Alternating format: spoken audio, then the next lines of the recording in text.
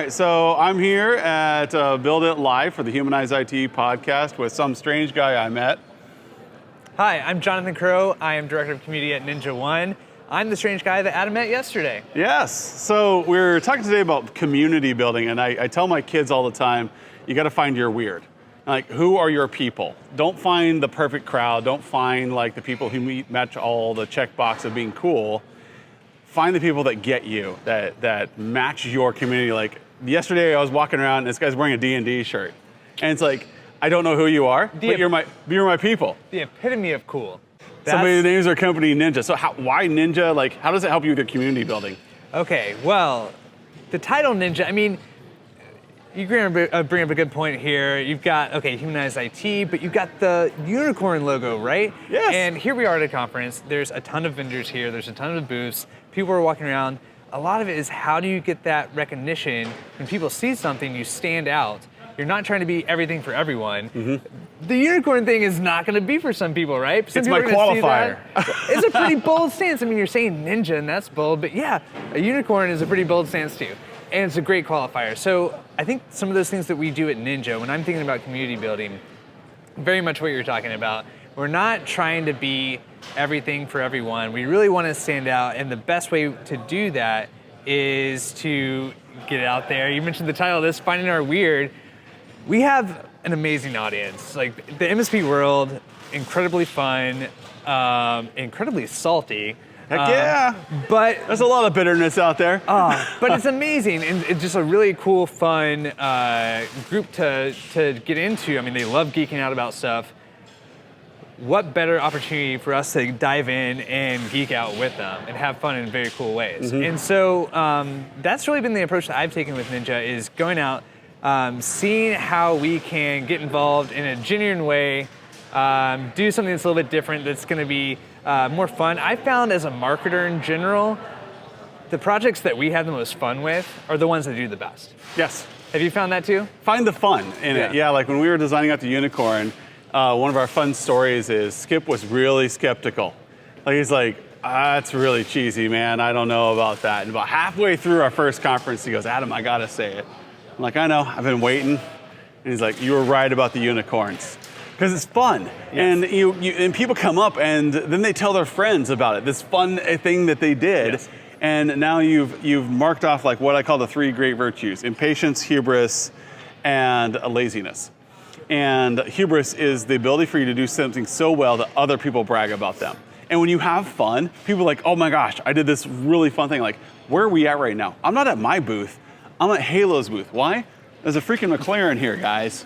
Now, I tried to get in it, and it felt like a sardine getting into a tuna can. And just, there's room, but it's not where I'm meant to be. And so, like, it's the fun. Where's the fun? How are you creating joy in people's lives? I know a lot of people talk about efficiencies and making things more efficient. Like, I get that doing my taxes is more efficient if I do it via QuickBooks. I still don't like doing them. I'm not going to go to somebody and say, hey, look, I had a great time doing my taxes today. No, so when you're building your product, when you're building your community, the efficiency is great. Our tool does a fantastic job of helping you with your day, but we're fun too. Yeah. Where's the fun? Yeah. So that's what I want to do. I think, and we should ask the community here of the MSPs, like, I want to do a D&D session with Ninja at some point. 1,000%. I think it can be amazing. And so even beyond the fun part of it, I feel like the hardest thing you can do right now is differentiate. It's a very crowded market, right? That's a big part of the challenge. And if you don't take any risk, if you just go down the middle of the road, you play it safe with everything, chances are you're not going to elicit a big reaction from folks.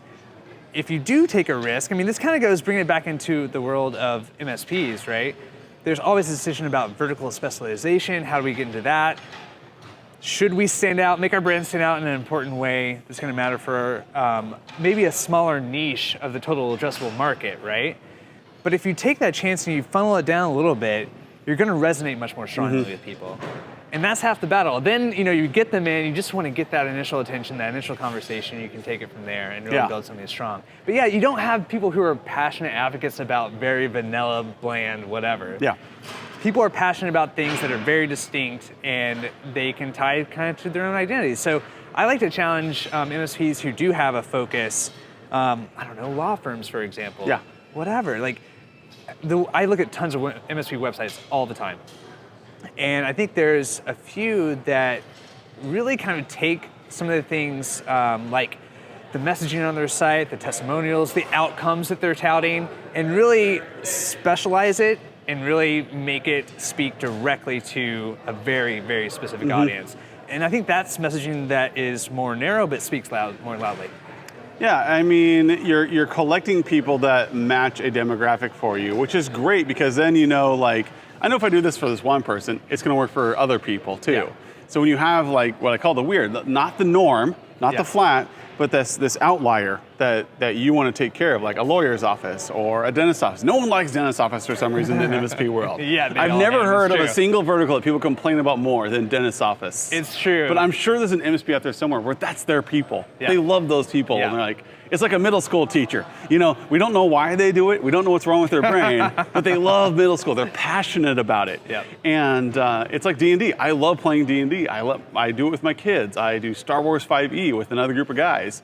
Like it's like walking into a bar. There's a priest, there's a teacher, there's a drama, and there's an engineer, and there's a business owner, an entrepreneur are in a room together. And it's like, that's our Star Wars group. We're from all these different backgrounds, but what do we love? Yeah, we love D&D. We love Star Wars, and we meet once a month, and we do this. And I think, like, you know, leaning into that, you know, it sounds like what you kind of want to encourage people is, okay, yes, we're running a business. We want to be having business-related, IT-related conversations, but don't be afraid to lean into the things that really make you and your employees themselves, and then you're going to find like-minded people who are really responding to that too. It's a great way to connect. Yeah. It makes you memorable too, right? Yes. Yeah.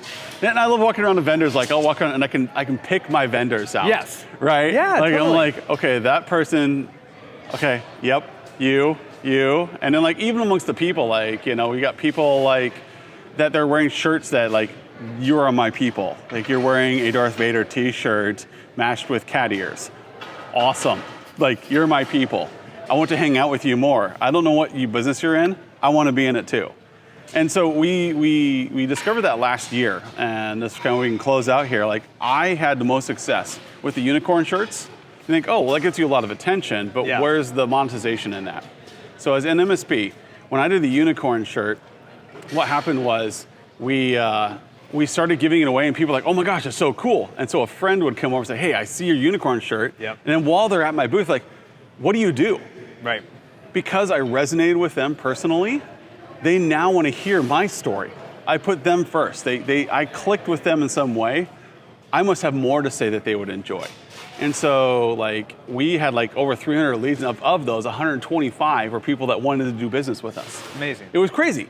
All because they saw a unicorn shirt. Not because we had a great pitch somewhere or because we did something amazing, but because we had a unicorn shirt that resonated with the hearts and souls of somebody. It gets the conversation I want to know going. how many people you guys get just because you're called Ninja. Because everyone's like, what do you use for your product? Oh, we use ninjas to empower our company. We refer to, the community members, we get to say ninjas, right? Yeah. I mean, it's pretty great. I do have one other practical question for you. So as, a small business owner, right? Mm-hmm. A lot of things that we're talking about is kind of branding, some design. For people who may be watching this, listening to this, I'm thinking like, I'm not a designer, right? How did you come up with the unicorn? Like, was it easy for you to do? Was this something just in your wheelhouse already? Mm-hmm. Or is this something that you had to partner up with some other people to do? Unicorns have always kind of resonated with me. And so we always said, hey, we turn employees into unicorns. Well, it's this mythical creature that you can't find. Yeah. So like that tech who can speak business and sales. You can do two of those, but never all three. And so Skip and I, in our conversations, always refer to these kinds of employees as unicorns. They usually came out of the 90s, and we didn't have degrees. We just figured stuff out, and we had a variety of skill sets.